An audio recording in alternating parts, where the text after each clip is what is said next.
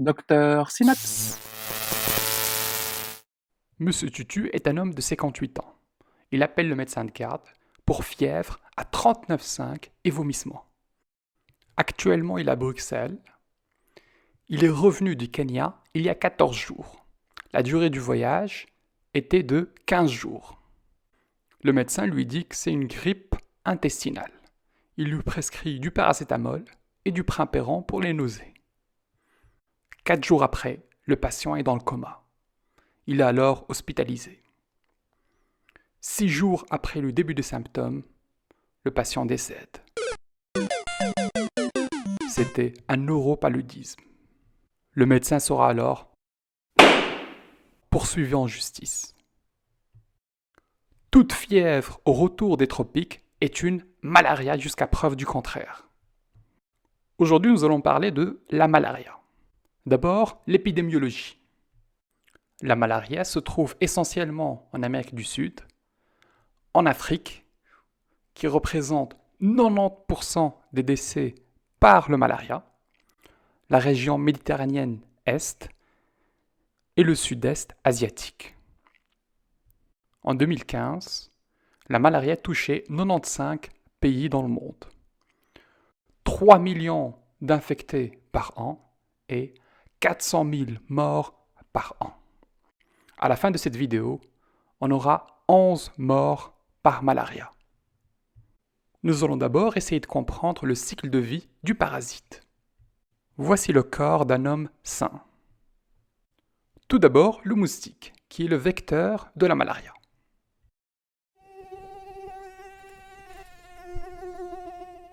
Celui-ci est infecté par des sporozoïdes. Ce moustique se nourrit de sang. Si c'est un moustique infecté par la malaria, il va venir te piquer au niveau de l'épaule, par exemple. En même temps qu'il aspire ton sang, il va t'inoculer des sporozoïdes. Ces sporozoïdes vont dans l'heure arriver au niveau de ton foie. Que se passe-t-il alors au niveau du foie? Le sporozoïde rentre à l'intérieur des hépatocytes, c'est-à-dire les cellules du foie. Ils vont ensuite commencer à se diviser à l'intérieur des hépatocytes. On aura alors un schizonte qui contient beaucoup de mérozoïdes. C'est les petits points rouges. Leur division sera tellement importante qu'ils vont faire exploser l'hépatocyte. Ensuite, ils vont se diriger vers les vaisseaux sanguins. Ces mérozoïdes sont très malins. Ils vont se couvrir par la membrane des hépatocytes pour échapper au système immunitaire. Leur deuxième cible, c'est les globules rouges. Ils vont rentrer à l'intérieur des globules rouges, se diviser à l'intérieur et les faire exploser. Alors que d'autres mérozoïdes vont se convertir en gamètes pour refaire le cycle. C'est-à-dire, lorsqu'un moustique qui n'est pas infecté va piquer l'être humain infecté par la malaria. Quand il va ingérer les gamètes mâles et femelles, le moustique qui était au début sain va devenir infecté par la malaria. Ok, maintenant, quels sont les signes cliniques de la malaria? L'étape numéro 1 où les sporozoïdes infectent les hépatocytes est asymptomatique. La phase qui est symptomatique est lorsque les globules rouges sont détruits. Aujourd'hui, nous allons nous intéresser juste au Plasmodium falciparum, qui est le plasmodium le plus mortel. Lorsque les globules rouges sont détruits, tu auras une libération de cytokines. Le patient aura de la température, des frissons. Ça se manifestera également par de l'anémie, vu que tu auras plus de globules rouges qui vont être détruits. Et tu peux éventuellement palper une splénomégalie. Si la phase est non compliquée, la parasitémie sera inférieure à 4%.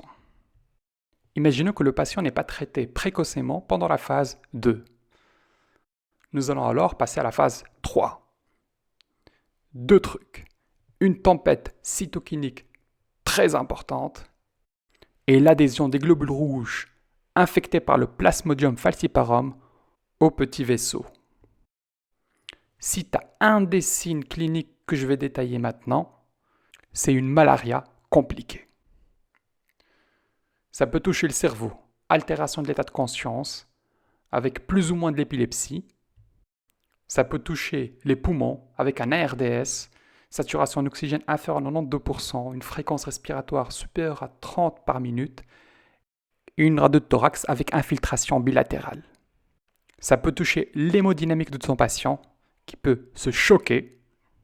Les reins peuvent être atteints, insuffisance rénale aiguë, souvent caractérisée par une nécrose tubulaire. Le patient peut avoir une hémoglobinurie, l'urine quasi noire et une créatininémie supérieure à 3 mg par décilitre. Pour les atteintes biologiques, tu peux avoir une anémie avec une hémoglobine inférieure à 5 g par décilitre, voire une hématocrite inférieure à 15% chez les moins de 12 ans. Pour l'adulte, hémoglobine inférieure à 7 g par décilitre ou hématocrite inférieure à 20%. Tu peux avoir une coagulopathie avec un patient qui saigne très rapidement, une acidose. L'hypoglycémie peut être extrêmement importante, avec une glycémie inférieure à 40 mg par décilitre chez les plus de 5 ans, voire les adultes, et inférieure à 54 mg par décilitre chez les moins de 5 ans. Le patient peut être ictérique avec une bilirubinémie supérieure à 3 mg par décilitre. Et pour finir, le dernier critère de gravité, une hyperparasitémie supérieure à 10%. Si tu as l'un de ces critères, ton patient a une malaria compliquée et nécessite probablement les soins intensifs. Passons maintenant au diagnostic. Le gold standard est la goutte épaisse, qui est très sensible pour détecter les parasites, plus le frottis sanguin, afin de détecter l'espèce. Tu peux associer ta goutte épaisse plus ton frottis sanguin avec un test rapide de détection antigénique pour avoir les résultats très rapidement, entre 15 et 20 minutes. Imagine que ta goutte épaisse et que ton frottis sanguin sont négatifs. Que faut-il faire? Est-ce qu'on se dit que le patient n'a pas de malaria? Non. Si le test est négatif, il faut refaire le test avec un total de 3 fois et 6 à 8 heures d'intervalle. Cinquième partie, le traitement. On ne va faire que survoler un petit peu tous les traitements disponibles.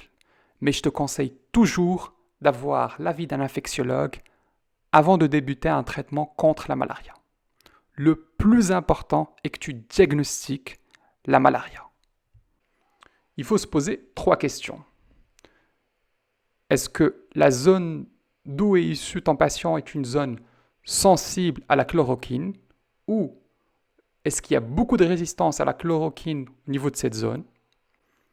Est-ce que le patient a reçu une prophylaxie avant d'aller dans cette zone endémique en malaria? Et dernière question, quels sont les médicaments disponibles? Pour la zone A, c'est-à-dire sensible à la chloroquine, utilise bien sûr la chloroquine. C'est aussi OK pour la femme enceinte. Pour la zone C, tu peux utiliser l'ACT. Qu'est-ce que l'ACT? C'est l'artémisinine associée à une autre molécule. C'est aussi OK pour la femme enceinte au 2e et au 3e trimestre. Il existe également l'atovacone plus proguanil et la quinine plus clindamycine, qui est valable pour la femme enceinte au 1er trimestre. Ces traitements que j'ai évoqués sont valables chez les patients qui n'ont pas de signes de complications. Si le patient présente des signes de complications et qui ne sait pas avaler les comprimés, tu peux traiter en IV par l'artémisinine ou chloroquine plus doxycycline. Fais attention chez la femme enceinte aussi en IV, associé éventuellement à l'amoxiclave. Et pour finir, les moyens de prévention. D'abord, les précautions mécaniques contre les piqûres de moustiques. 2. La chimioprophylaxie. Si tu vas en zone 1, la chloroquine, c'est aussi valable chez la femme enceinte. Et en zone C, proguanil plus atovacone voire doxycycline, mais pas chez la femme enceinte. Mefloquine, ça peut être une bonne option chez les enfants.